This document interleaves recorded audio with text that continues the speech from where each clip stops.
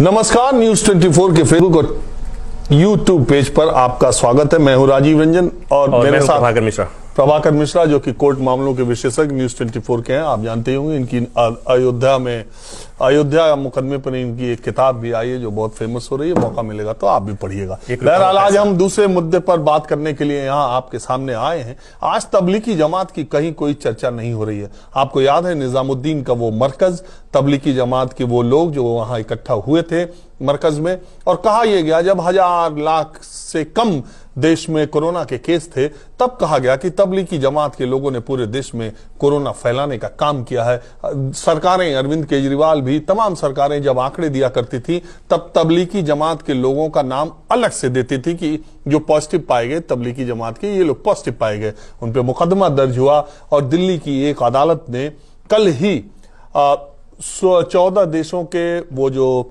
विदेशी तबलीगी जमात के लोग थे जो मरकज में आए थे उन लोगों को बाइज्जत बरी किया। उनको कोर्ट ने कहा कि कोरोना फैलाने का कोई आरोप इन पर सिद्ध नहीं होता है, और वहां निजामुद्दीन थाने के जो एसएचओ हैं उनको लताड़ लगाई। और लेकिन इस खबर की कहीं कोई चर्चा नहीं है। आपने किसी टीवी चैनल पर डिबेट भी नहीं सुनी होगी, और हमने भी जितना देखा उसमें किसी चैनल पर दिखाई नहीं दिया।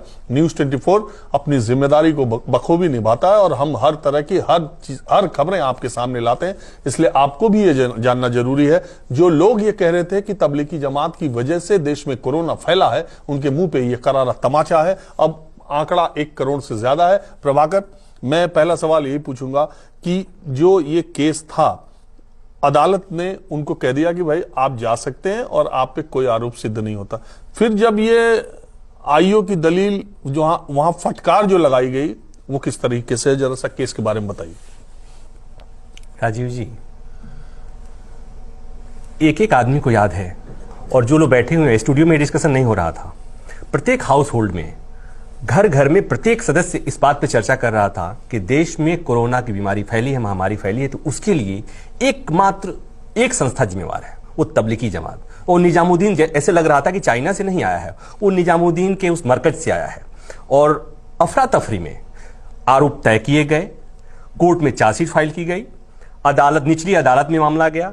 वो जाना चाहते थे विदेश, वो विदेश जाना चाहते थे और उन्हें नहीं जाने दिया गया। कोर्ट में बार बार ये कोई आरोप जब साबित नहीं कर पा रहे थे, निचली अदालत में सुप्रीम कोर्ट तक मामला गया था। राजीव जी, सुप्रीम कोर्ट में मामला गया। सुप्रीम कोर्ट ने कहा कि भाई इन्हें आप वापस जाने दीजिए। सरकार को कहना पड़ा, पुलिस को ये कहना पड़ा कि हम वापस तो जाने देंगे, लेकिन कुछ औपचारिकताएं हैं।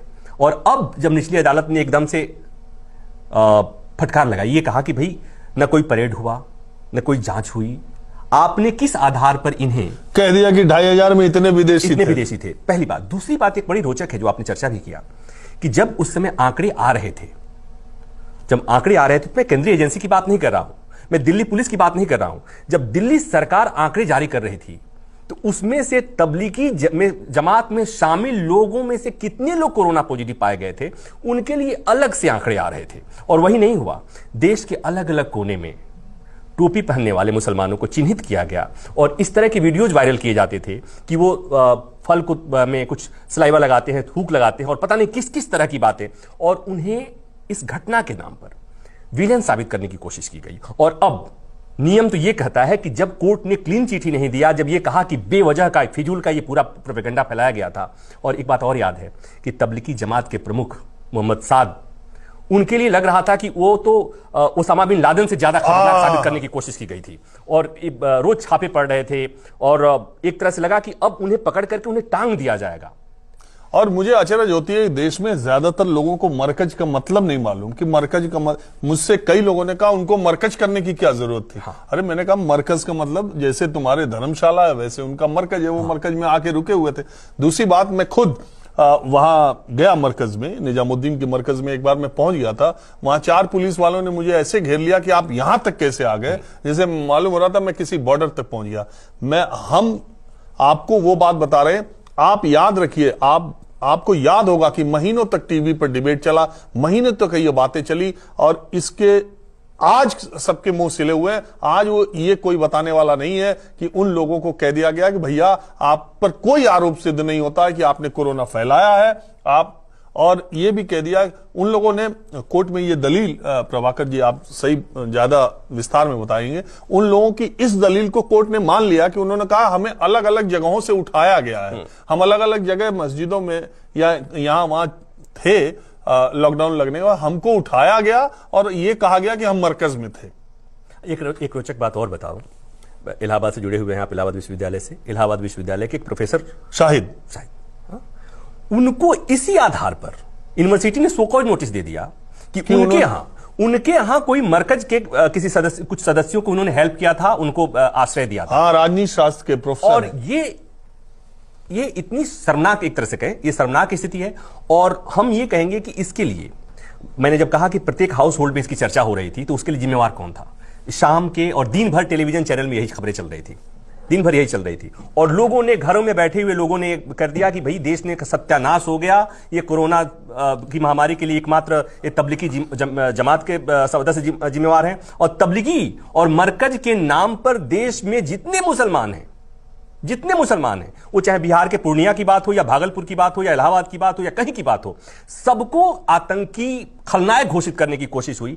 और आज नियम यह कहता है कि जब कोर्ट ने इस तरह की बात कही है तो सब जगह एक चर्चा होती, और कम से कम न्यूज चैनल वालों को तो ये बात खबर दिखानी चाहिए थी कि ये गलती। हमें उम्मीद है, आप जो दर्शक हमको देख रहे होंगे, हमें उम्मीद है, और शायद आप खंगाल भी लीजिएगा सोशल मीडिया प्लेटफॉर्म पर भी या किसी पर भी, न्यूज 24 के अलावा शायद इस मसले पर आपको चर्चा करते कोई पत्रकार और कोई चैनल, कोई प्लेटफॉर्म आपको नहीं मिलेगा। हमारा मकसद इधर उधर की बात करना नहीं है, हम वो रिपोर्ट करते हैं जो सच है। हम अदालत की बात कर रहे हैं, हम अदालत ने जो कहा है, इसीलिए तमाम मुद्दे, तमाम विवाद, तमाम चीजें जब सामने आती है, हम बार बार आपसे ये अपील करते हैं कि जब तक वो कानून तौला न जा सके, जब तक फैसला आ न जाए, जब तक अदालत उस पर फैसला न करे, तब तक आप अपना कोई विचार न बनाया कीजिए। आपको याद होगा कि अयोध्या केस के दौरान हम और प्रभाकर मिश्रा 40 दिनों तक लगातार कार्रवाई को आपके सामने देते रहते थे, दोनों पक्षों की बात जो दलीलें देते थे, उसी को प्रभाकर मिश्रा ने एक किताब में कलमबंद भी किया है।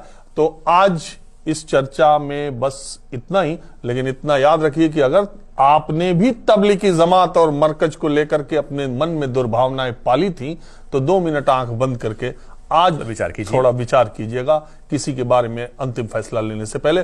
जल्दी थोड़ा हम लोगों को है, प्रभाकर को एक दूसरी डिबेट में स्टूडियो में जाना है। फिलहाल बस इतना ही।